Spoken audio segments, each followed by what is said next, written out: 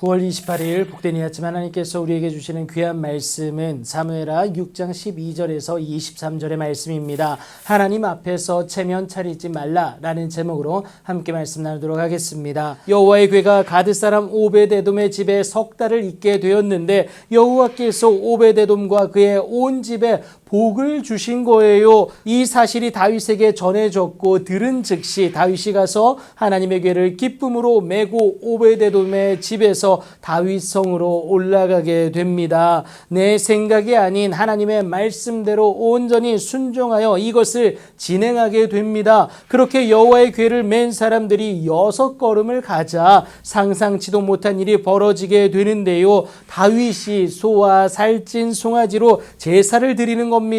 그리고 또 다윗이 여호와 앞에서 힘을 다하여 춤을 추게 되는데요. 그때 다윗이 배 에봇을 입었다라고 오늘 본문은 기록합니다. 다윗만이 아니라 온 이스라엘 족속이 즐거이 환호하며 나팔을 불고 여호와의 괴를 메어오게 됩니다. 하지만 이것을 순전하게 받아들이질 못하는 한 사람이 있었습니다. 바로 아브넬에 의해서 돌아온 사울의 딸 미갈이었어요. 여호와의 괴가 다윗성으로 들어올 때에 사울의 딸 미갈이 창으로 내다보다가 다윗 왕이 여호와 앞에서 뛰놀며 춤추는 것을 보고는 심중에 그를 업신여겼다라는 겁니다. 언약궤를 소중히 다루지 못하였던 아버지 사울의 영향이었을 것을 우리가 알 수가 있는데요. 여하튼 그 업신여김은 사실 하나님에 대한 것이 되고 만다는 것도 여러분 기억하셔야겠습니다. 하나님을 순수하게 찬양하지를 못하고 여전히 체면을 내세우는 모습이 그녀에게 있었다라는 겁니다. 사람 대하듯 하나님을 마주한 거예요.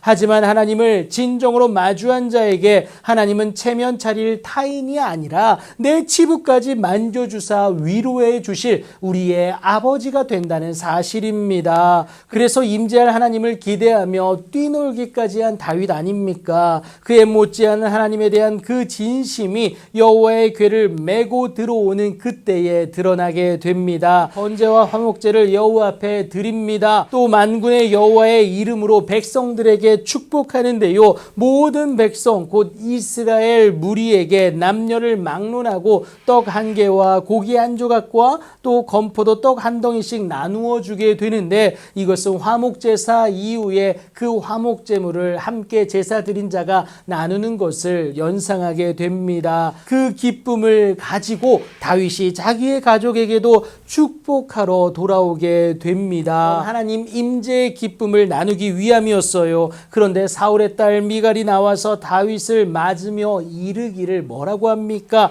이스라엘 왕이 오늘 어떻게 영화로우신지 방탕한 자가 염치 없이 자기의 몸을 드러내는 것처럼 오늘 그의 신복의 계집종의 눈앞에서 몸을 드러내셨도다. 그러니까 여러분 비아냥거리고 있는 겁니다. 왕으로서의 채통을 지키지 못한 것에 대한 불만이다라는 거예요. 하지만 그것이 잘못된 것임을 다윗이 정확하게 지적하여 말하는데요. 나는 사람이 아니라 하나님 여호와 앞에서 한 것임을 분명히 밝히게 됩니다. 다윗은 하나님이 사울을 버리시고 자신을 이스라엘의 주권자로 삼으신 것이 바로 이 때문이고 그래서 더욱 내가 여호와 앞에서 뛰놀 것을 결단함으로 선포하게 됩니다. 하지만 미갈은 이것을 몰랐습니다. 여전히 하나님 앞에서 사람의 체면을 내세울 뿐 하나님 앞에 온전히 나아가질 못했다라는 겁니다. 그러니 그 기쁨을 알 리가 만무하죠. 그 기쁨 없음의 실체가 그녀의 삶에 고스란히 안타깝게도 드러나게 되는데 미갈이 죽는 날까지 자식이 없게 되는